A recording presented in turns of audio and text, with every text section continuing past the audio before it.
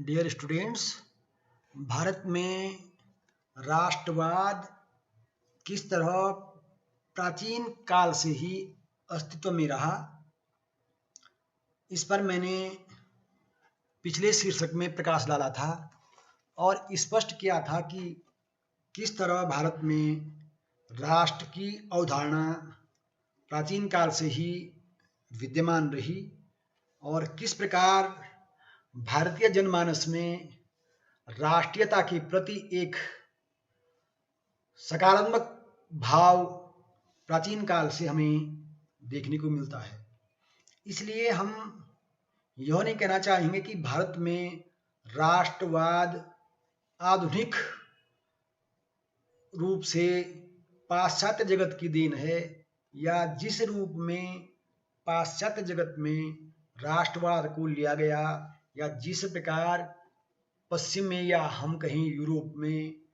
Italy और Germany के एकीकरण से राष्ट्रवाद का उदय माना जाता है, भारत के संदर्भ में यह प्रासंगिक नहीं है। क्योंकि भारत में राष्ट्रीयता की जो पहचान रही है, राष्ट्र के प्रति जो प्रेम और भक्ति का भाव रहा है, वह हमें प्राचीन काल से देखने को मिलता है। यद्यपि कतिपय विद्वान जो कि हर अच्छी वस्तु का उदय या हर अच्छे का उदय जो है पाश्चात्य जगत से मानते हैं, वो इस बात से सहमत नहीं होंगे, क्योंकि उनके लिए तो हर अच्छाई जो है पश्चिमी जगत से ही आरंभ होती है। इसीलिए भारत में जो राष्ट्रवाद का उदय है, उसके लिए भी अधिकांश विद्वान पाश्चात्य जो जगत है, या हम कहें ब्रिटिश औपनिवेशिक शासन की जो नीतियां थी, उन्हीं को मानते हैं। यद्यपि यह भी सत्य है कि जो भारत में अंग्रेजों का औपनिवेशिक शासन रहा है, उनकी जो शोषणकारी नीति थी, उनकी जो भारत को हेय दृष्टि से देखने की नीति थी, भारत को नीचा दिखाने की नीति थी, भारतीयों को एक प्रकार से कम कर आंकने की नीति थी, उस नीति के कारण निश्चित ही भारत में राष्ट्रवाद का तीव्रता से प्रचार हुआ, या हम कहें तीव्रता से विकास हुआ। परंतु इसका अर्थ यह भी नहीं है कि प्राचीन काल में भारत में राष्ट्र के प्रति कोई संवेदना या कोई भावना नहीं थी। क्योंकि हम देख चुके हैं कि भारतीय ग्रंथों में कहा गया है कि जननी जन्मभूमिश्च स्वर्गादपि गरीयसी, कि जननी और जन्मभूमि को स्वर्ग से भी बढ़कर माना गया है। तो हम समझ सकते हैं कि अपनी राष्ट्रभूमि के प्रति प्राचीन काल से ही भारतीयों की किस तरह संवेदनाएं रही हैं। इसी को हम इस सूक्त में भी देखते हैं कि माता भूमि पुत्रो अहम पृथिव्या, ये भी जो है अपनी मातृभूमि के प्रति भारतीयों की जो संवेदना प्राचीन काल से रही है, निश्चित ही वो एक प्रकार से राष्ट्रवाद ही रहा है, या निश्चित ही हम कह सकते हैं वह एक प्रकार का राष्ट्रवाद ही था, राष्ट्र के प्रति प्रेम ही था। आधुनिक काल में जो भारत में राष्ट्रवाद का उदय हुआ, उसका अध्ययन यदि हम करना चाहें तो हम मानते हैं कि कुछ बिंदुओं में निश्चित ही आधुनिक राष्ट्रवाद को आगे बढ़ाने में ब्रिटिश औपनिवेशिक शासन की जो शोषणकारी नीति थी, उन्होंने निश्चित ही भारतीयों में एकजुटता का भाव, एकता का भाव विकसित किया और इस बात के लिए तैयार किया कि वे अंग्रेजों को भारत से बाहर भगाएं या भारत को स्वतंत्र करें। इसके लिए जो महत्वपूर्ण कारण थे, यदि उन पे हम चर्चा करें तो हम पाते हैं कि जो ब्रिटिश शासन था भारत पर, उसकी जो नीतियां थी, उन नीतियों पर जो भारतीयों में या विद्वानों में जो विचार विमर्श हुआ, जो वार्तालाप हुआ, उस बहस के कारण क्या हुआ, उस बहस को एक सकारात्मक पक्ष रहा, उस बहस का एक सकारात्मक पक्ष रहा कि इससे भारतीय राष्ट्रवाद को आगे बढ़ाने में बल मिला। क्योंकि कई अंग्रेजों ने भारत को एक राष्ट्र के रूप में स्वीकार ही नहीं किया, क्योंकि अंग्रेज नहीं चाहते थे कि भारत एक राष्ट्र के रूप में संगठित हो और संगठित होकर अंग्रेजों का विरोध करे। इसीलिए अंग्रेज विद्वान सीले ने भारत को केवल एक भौगोलिक इकाई कहा, और उसने यह भी कहा कि भारत केवल एक भौगोलिक इकाई है, यह कभी राष्ट्र नहीं हो सकता। इसी तरह जॉन स्ट्रेची ने जब कैम्ब्रिज यूनिवर्सिटी में अपना भाषण दिया तो उसने कहा भारत एक है, न था और न ही भविष्य में कभी एक राष्ट्र बन पाएगा। साथ ही साथ मॉन्टफोर्ड रिपोर्ट में जब यह स्पष्ट हो गया कि भारत में राष्ट्रवाद पनप ही नहीं रहा बल्कि एक सकारात्मक दिशा में तीव्रता से आगे बढ़ रहा है, तो मॉन्टफोर्ड रिपोर्ट में अंग्रेजों ने कहा कि भारत में राष्ट्रवाद जो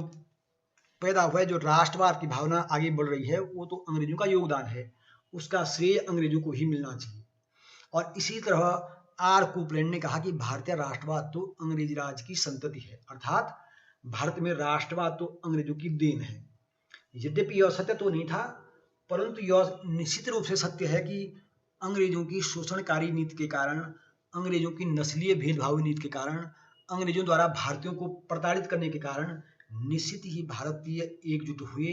भारतीयों में एक राष्ट्रीयता की भावना और तीव्र हुई, और इस दृष्टि से निश्चित ही अंग्रेज इस बात के लिए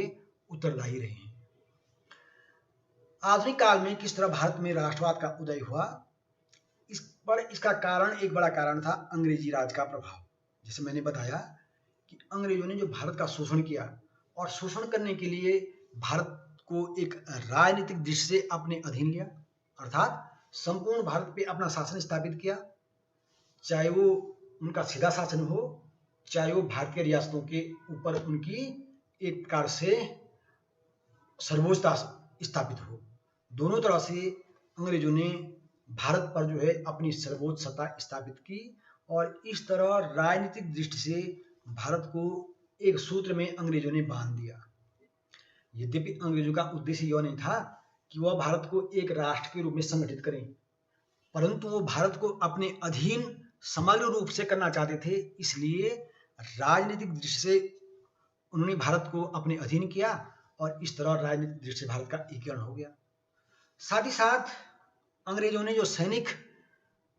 दृष्टि से जो सेना का प्रयोग भारतीयों के स्वतंत्रता आंदोलन को दबाने के लिए किया, उसका परिणाम यह हुआ कि समान सैनिक व्यवस्था, समान सैन्य पद्धति, समान राजनीतिक व्यवस्था, समान प्रशासनिक व्यवस्था, इसका परिणाम यह हुआ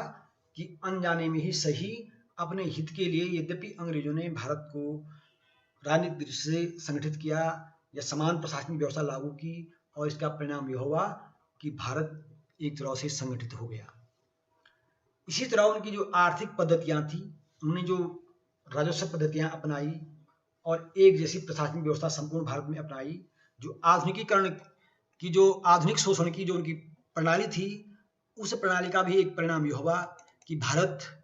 एकजुट हो गया। जो मैंने अभी पूर्व में बताया कि अंग्रेजों ने भारत में एक विस्तृत साम्राज्य स्थापित किया, यद्यपि उस साम्राज्य में कुछ भारतीय रियासतें भी थी, लेकिन ये भारतीय रियासतें केवल आंतरिक शासन चलाने में स्वतंत्र थी। इनके विदेशी मामले, इनके संचार मामले, इनकी रक्षा का उत्तरदायित्व अंग्रेजों पर ही था। इस तरह अंग्रेजों ने संपूर्ण भारत को राजनीतिक दृष्टि से अपने औपनिवेशिक साम्राज्य के अधीन रखा, और जिसका परिणाम यह हुआ कि भारत की राजनीतिक एकता स्थापित हो गई, और जिसने भारत में राष्ट्रवाद को आगे बढ़ाने में योगदान दिया। साथ ही साथ अंग्रेजों ने भारत पर शासन करने के दौरान समान प्रशासनिक और कानून व्यवस्था लागू की, शांति व्यवस्था स्थापित करने का प्रयास किया, और इसका परिणाम यह हुआ कि इन व्यवस्थाओं के कारण संपूर्ण भारत में एक जैसा शासन, एक जैसे कानून लागू हुए, और इस तरह भारत में अपने आप ही एक प्रकार से एकता स्थापित हो गई। यद्यपि अंग्रेजों ने रेल और संचार साधनों का विकास अपने व्यापार को बढ़ाने के लिए किया, लेकिन उसका अप्रत्यक्ष परिणाम यह हुआ कि इससे भारतीयों को भी इसका लाभ मिला। भारतीय एक दूसरे के संपर्क में आए, उनके विचारों का आदान प्रदान हुआ, और उनमें अंग्रेजों के विरुद्ध एक राष्ट्रीय भावना का उदय हुआ। इस तरह जो अंग्रेजों के आर्थिक शोषण के साधन थे, रेल, सड़क मार्ग, डाक तार व्यवस्था, इन सब का उपयोग यद्यपि अंग्रेजों ने भारत के शोषण के लिए किया, लेकिन इसका लाभ भारतीयों को भी मिला। इसी प्रकार जो आधुनिक शिक्षा का प्रचलन अंग्रेजों द्वारा किया गया,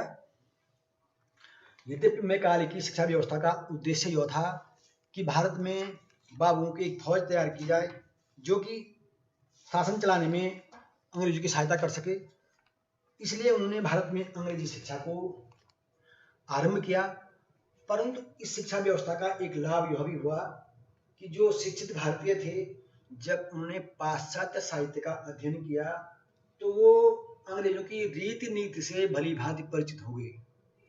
वे समझ गए कि अंग्रेज किस तरह शब्दों के जाल में उलझाकर अपने अपने शोषण को न्यायोचित ठहरा रहे हैं। और इस बात को उन्होंने आम जनमानस, भारतीय आम जनमानस के बीच रखा। और इसका परिणाम यह हुआ कि जो पाश्चात्य शिक्षा थी उसका प्रभाव यह पड़ा कि भारतीय अंग्रेजों के प्रति सजग हो गए। आप समझ सकते हैं कि महात्मा गांधी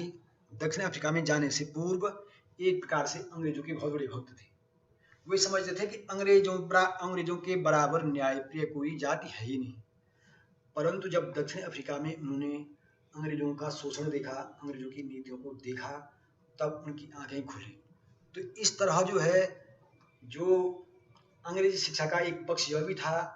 कि कैसे जो है अंग्रेज जो तोड़ मोड़ कर तथ्यों को सामने रखकर अपनी बात को सिद्ध करते थे और वास्तविक सत्य को छुपा देते थे, उस बात को भी जो है भारतीयों ने समझा। और इस तरह पाश्चात्य साहित्य के अध्ययन से पाश्चात्य जगत की जो शैक्षिक चालाकियां थी उनको समझ करके उसका सकारात्मक प्रभाव भी भारतीयों पर पड़ा और इसने भी भारत में राष्ट्रवाद को आगे बढ़ाने में योगदान दिया। आधुनिक समाचार पत्रों का जो प्रकाशन हुआ, उन समाचार पत्रों के प्रकाशन से, क्योंकि ये समाचार पत्र भारतीय भाषा में भी प्रकाशित हुए, और इससे क्या हुआ कि भारतीयों ने अपने विचारों का आदान प्रदान किया और इन समाचार पत्रों की जनता में लोकप्रियता बढ़ी और इससे भी राष्ट्रवाद को आगे बढ़ाने में योगदान मिला। साथ ही साथ जो मध्यम वर्ग था, मध्यम वर्गीय जो बुद्धिजीवी थे, जिनमें प्रशासक वर्ग से संबंधित अधिकारी, डॉक्टर, वकील, शिक्षक, जो ये लोग थे, ये जब इंग्लैंड में शिक्षा ग्रहण करने जाते थे तो वहाँ की जो शिक्षा ग्रहण करके इन्होंने जो एक अंग्रेजों की शासन प्रणाली को समझा, उसको जानने का प्रयास किया, तब उन्हें एहसास हुआ कि अंग्रेजों की नीति किस तरह छद्म से परिपूर्ण है और किस तरह छद्म के द्वारा वह भारत का शोषण निरंतर कर रहे हैं। इस कारण जो मध्यम वर्गीय बुद्धिजीवियों का उत्थान हुआ, इन बुद्धिजीवियों ने आम भारतीय को, आम जनमानस को जागृत करने का प्रयास किया और इसी कारण मध्यम वर्गीय बुद्धिजीवियों ने भारत की स्वतंत्रता आंदोलन में बढ़ चढ़कर योगदान दिया। आधुनिक भारत में राष्ट्रवाद के उदय में इतिहास में जो शोध कार्य हुआ, जो शोध हुए, उन शोधों का भी एक सकारात्मक प्रभाव पड़ा, क्योंकि अंग्रेज ये चाहते थे कि भारत में उनका शासन बना रहे और अपने शासन को न्यायोचित ठहराने के लिए अंग्रेजों ने ये तथ्य स्थापित किए कि भारतीयों में प्राचीन काल से ही गुलामी की प्रवृत्ति है, इसलिए ये अपना शासन स्वयं नहीं चला सकते हैं, हम तो इन पे एक प्रकार से एहसान कर रहे हैं, इनको शासन चलाना सिखा रहे हैं, इनका शासन चला रहे हैं, ये तो हमारा इनके ऊपर एहसान है। उन्होंने कहा भारतीय संस्कृति कोई प्राचीन संस्कृति नहीं है, ये तो असभ्य लोग हैं, हम इन्हें सभ्य बना रहे हैं। परंतु जब इतिहास में शोध हुआ, ऐतिहासिक शोध हुआ, जब हड़प्पा सभ्यता की खोज हुई, सिंधु सरस्वती सभ्यता की जब खोज हुई और उस खोज के द्वारा यह सिद्ध हो गया कि भारत में यूरोप से भी पूर्व, मेसोपोटामिया की सभ्यता से भी पूर्व एक ऐसी सभ्यता विद्यमान थी जो कि विश्व की सभी सभ्यताओं में अग्रणी थी। हमें यह जानकर हर्ष होना चाहिए कि हड़प्पा सभ्यता एक नगरीय सभ्यता थी और जिस तरह हड़प्पा सभ्यता में एक सुनियोजित जल निकास प्रणाली थी, विश्व की किसी अन्य सभ्यता में ऐसे उदाहरण देखने को नहीं मिलते हैं। इस खोज ने जो है न केवल भारत के गौरव को बढ़ाया, बल्कि अंग्रेजों की इस धारणा को भी दूर किया कि भारत की सभ्यता एक नवीन सभ्यता नहीं बल्कि प्राचीन सभ्यता है। और उस काल में भी भारत में एक सुनियोजित नगर प्रणाली, सुनियोजित जल निकास प्रणाली अस्तित्व में थी, जब विश्व में इस तरह की व्यवस्था कहीं नहीं थी। साथ ही साथ यूरोपीय विद्वान मैक्स मूलर आदि ने जो खोज की और अपने शोध द्वारा यह सिद्ध किया कि यूरोपीय और भारतीय आर्य एक ही मूल जाति से हैं या एक ही मूल के हैं, तो इससे अंग्रेजों की जातीय श्रेष्ठता को भी धक्का लगा। अंग्रेज जो ये मानते थे कि वे श्वेत जाति के हैं और भारतीय जो अश्वेत हैं उनकी तुलना में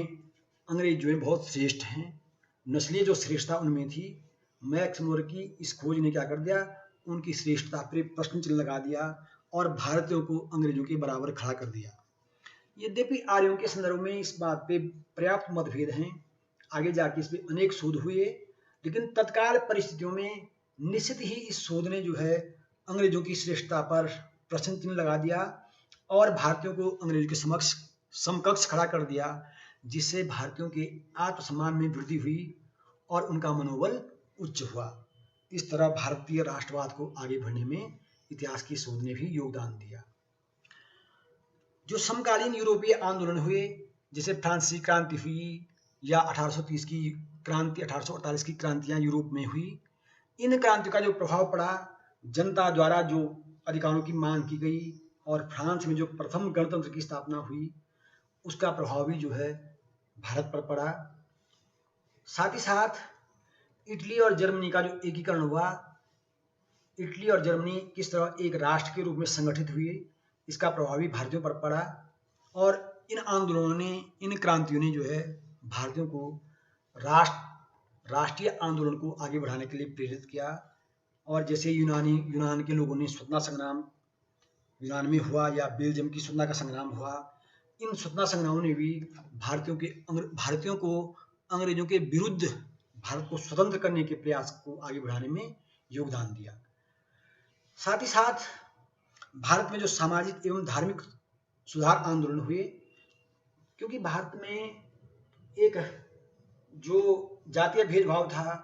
जो अस्पृश्यता थी, इसने भी भारतीय जनता को एकजुट करने में बाधा पहुंचाई। परंतु 19वीं शताब्दी में भारत में जो समाज एवं धार्मिक सुधार आंदोलन हुए, इन आंदोलनों ने ही निश्चित ही भारतीयों के बीच एकता को स्थापित करने में महत्वपूर्ण भूमिका निभाई। इनमें जैसे ब्रह्म समाज, आर्य समाज, प्रार्थना समाज, थियोसॉफिकल सोसाइटी, रामकृष्ण मिशन या तमाम जो अलीगढ़ आंदोलन, तमाम जो ये आंदोलन हुए, इन आंदोलनों ने ही भारतीयों के बीच और एकजुटता स्थापित की और भेदभाव को, जो आपसी भेदभाव थे, जो जातीय भेदभाव थे, उनको दूर करने में महत्वपूर्ण भूमिका निभाई। अंग्रेजों की जो नस्लीय नीति थी, अंग्रेज जो है भारतीय को इतनी हे दृष्टि से देखते थे कि तत्कालीन इंग्लैंड में एक व्यंग्य पत्रिका थी पंच। उस पंच जो व्यंग्य पत्रिका थी, भारतीयों की तरफ से ऐसा कार्टून छपा पंच पत्रिका में, जिसमें भारतीयों को एक उपमानव जीव, सब ह्यूमन क्रिएचर के रूप में प्रदर्शित किया गया। अर्थात भारतीयों को उस व्यंग्य पत्रिका में एक प्रकार से आधा गोरिल्ला तथा आधा हबशी के रूप में दिखाया गया। अर्थात एक यह दिखाने का प्रयास किया गया कि भारतीय किस तरह एक अर्धमानव हैं, अर्थात पूर्ण मानव नहीं है, ये गोरिल्ला और हबशी के बीच की एक कड़ी है और असभ्य है। इससे अंग्रेजों की मानसिकता स्पष्ट हुई कि अंग्रेज जो है किस तरह भारत को हे दृष्टि से देखते हैं। साथ ही साथ यह भी एक विडंबना ही रही है कि अंग्रेज ही एक ऐसी जाति हुई है जिसने भारत का शोषण किया, भारत पर शासन किया। उनका हर कार्य जो है भारतीयों द्वारा ही संपन्न कराया जाता था, चाहे वो भारत में उनका रसोई हो, उनका अन्य सेवा कार्य हो, सारा कार्य अंग्रेज जो है अपने सारे सहायक कार्यों के लिए भारतीयों पर निर्भर थे। परंतु भारतीयों को वो इतनी हे दृष्टि देखते थे कि एक तरह से भारतीयों को जैसे उपमानव के रूप में देखना या असभ्य कहना। तो यह सिद्ध करता है कि अंग्रेजों में नस्लीय भेदभाव कितना आगे था या कितना प्रबल था नस्लीय भेदभाव। यद्यपि हमारे जो भारतीय विद्वान रहे हैं, उन्होंने कई बार इस तथ्य को स्वीकार नहीं किया है, परंतु वास्तविकता यही रही है कि अंग्रेज जो है भारतीयों के साथ कितना अमानुषिक व्यवहार करते थे। इसके उदाहरण आपने इतिहास में पढ़े होंगे कि किस तरह जो हमारे पर्यटक स्थल थे, नैनीताल, शिमला आदि जो मशहूरी जो पर्यटक स्थल थे, इन स्थलों पर जो अंग्रेजों की घूमने के लिए मॉल रोड होता था, माल रोड, उस पर भारतीयों का प्रवेश वर्जित होता था। साथ ही साथ रेल के जो प्रथम क्लास के डिब्बों में भारतीयों को प्रवेश नहीं दिया जाता था। जिन बस्तियों में अंग्रेज रहते थे वहां भारतीयों का प्रवेश वर्जित था। तो आप समझ सकते हैं कि अंग्रेजों द्वारा कितना नस्लीय भेदभाव भारतीयों के साथ किया गया, उनसे भारतीयों के साथ घृणापूर्ण व्यवहार किया जाता था। और यही नहीं, अंग्रेजों ने विभिन्न प्रकार से भारत का शोषण भी किया। जितने भी अंग्रेज भारत में थे, पहले उन्होंने बंगाल को व्यापार की दृष्टि से लूटा, जिसे खुद अंग्रेजों ने स्वीकार किया। और स्वयं अंग्रेजों ने कहा कि बंगाल में जो प्रारंभिक अंग्रेजों का शासन था वो एक प्रकार से लूट का शासन था। साथ ही साथ दादा भाई नौरोजी ने किस प्रकार यह सिद्ध किया कि विभिन्न तरीकों से भारत का धन इंग्लैंड जा रहा है। इस संदर्भ में उन्होंने जो धन निकास का सिद्धांत दिया, इससे स्पष्ट हुआ कि किस तरह भारत का धन विभिन्न तरीकों से इंग्लैंड जा रहा है। भारत का शोषण करने के लिए अंग्रेजों ने भारत के कुटीर उद्योगों को नष्ट कर दिया, यहाँ की कृषि का वाणिज्यीकरण कर दिया और तमाम प्रकार से भारत को जो है ब्रिटिश शोषण का शिकार बनाया। इस कारण भी भारतीय अंग्रेजों के विरुद्ध सजग हुए और एक तरह से भारत में राष्ट्रवाद का उदय हुआ। लॉर्ड लिटन जो कि भारत में एक वायसराय है, इनकी जो भारतीयों के विरुद्ध घोर प्रतिक्रियावादी नीति थी, उस कारण भी भारतीयों को अंग्रेजों की जो वास्तविकता थी उसको समझने में आसानी हुई। लिटन ने जो ICS की परीक्षा होती थी उस समय, भारतीय प्रशासनिक सेवा के लिए जो इंग्लैंड में परीक्षा होती थी, पहले उसकी आयु 21 थी और लिटन ने उसको घटाकर 19 कर दिया, इसलिए कि ताकि कोई भी भारतीय इस परीक्षा में सम्मिलित ही न हो पाए। साथ ही साथ जब भारत में 1877 में भीषण अकाल पड़ा था और उस अकाल के कारण भारतीय जनता त्राही त्राही कर रही थी, भूख से बिलबिला रही थी, ऐसे समय में लॉर्ड लिटन ने दिल्ली दरबार का आयोजन किया। इसीलिए तत्कालीन भारतीय विद्वानों ने कहा था और एक समाचार पत्र में एक लेख लिखा था कि नीरो बंसी बजा रहा था जब रोम जल रहा था। अर्थात जब भारत अकाल की दर्द से छटपटा रहा था, तब जो है लॉर्ड लिटन जो है दिल्ली दरबार का आयोजन कर एक प्रकार से दावतें उड़ा रहा था। साथ ही साथ लिटन ने जो है भारतीय भाषा के समाचार पत्रों पर एक प्रकार से रोक लगाकर सेंसरशिप स्थापित करके जो भारतीय भाषा समाचार पत्र अधिनियम पारित किया, जिसके द्वारा भारतीय समाचार पत्रों पर एक प्रकार से सेंसरशिप लगाई गई। भारतीय शस्त्र अधिनियम पारित किया गया, भारतीयों को शस्त्र रखने की अनुमति नहीं दी गई। तो ये तमाम जो लिटन की नीतियां थी, जो लिटन द्वारा पारित अधिनियम थे, इन्होंने भी भारतीयों की आंखें खोल दी कि किस तरह अंग्रेज उन्हें दबाए रखना चाहते हैं, उनके साथ भेदभाव करते हैं, उनको दबाने का निरंतर प्रयास करते हैं। एक महत्वपूर्ण विवाद हुआ इल्बर्ट बिल विवाद। इल्बर्ट जो वायसराय रिपन के जो है एक न्यायिक सलाहकार थे, उस समय एक न्यायिक सेवा से संबंधित एक जो न्यायाधीश थे गुप्ता, संभवतः उनका नाम R.K. गुप्ता था। तो गुप्ता जो है उस समय न्यायाधीश थे। तो अंग्रेजों ने न्यायिक क्षेत्र में एक प्रावधान कर रखा था कि जो ग्रामीण क्षेत्र के न्यायाधीश होते थे, भारतीय न्यायाधीश, जो ग्रामीण क्षेत्रों के भारतीय न्यायाधीश होते थे, वे अंग्रेजों और भारतीयों सभी के प्रकरण को सुन सकते थे, सभी का न्याय कर सकते थे। परंतु जो शहरी क्षेत्र के न्यायाधीश होते थे, भारतीय न्यायाधीश, उनको जो है अंग्रेजों के विवाद को या अंग्रेजों के मुकदमे सुनने का अधिकार नहीं था।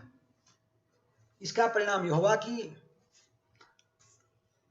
यह विवाद इस तरह सामने आया कि जब गुप्ता जो है ग्रामीण क्षेत्र में छोटे पद पर, या हम ये कह सकते हैं अपने से कम न्यायाधीश के पद पर, या हम कहें न्यायिक क्षेत्र में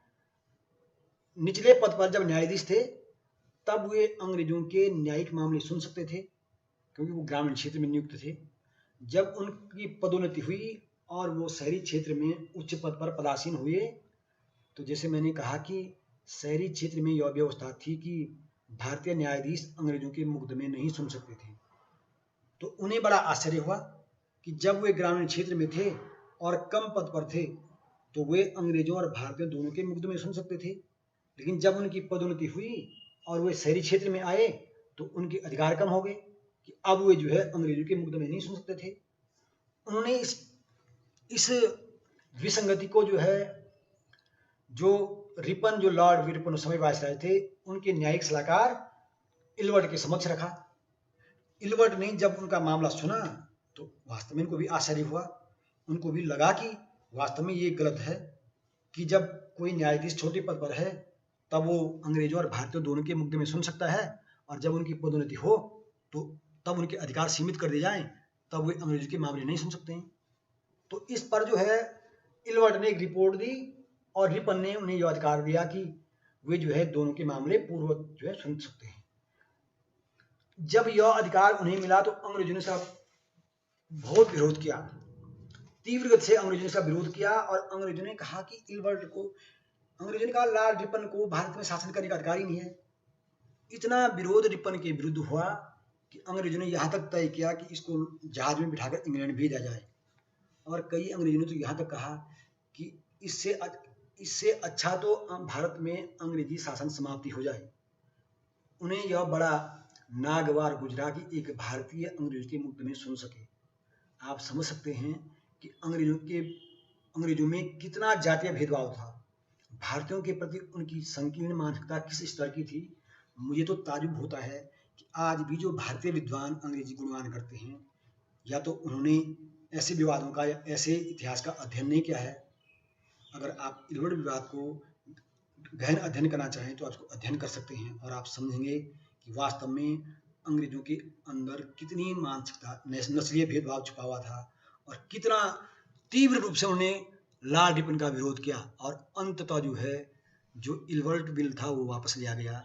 और अंग्रेजों को इस तरह संतुष्ट किया गया। आप इस इल्बर्ट बिल विवाद ने जो है भारतीयों की आंखें खोल दी। वे समझ गए कि अंग्रेज जो हैं किस तरह भारतीयों के साथ भेदभाव करते हैं। इस तरह इन तमाम कानूनी जो है आधुनिक भारत में राष्ट्रवाद को आगे बढ़ाने में योगदान दिया।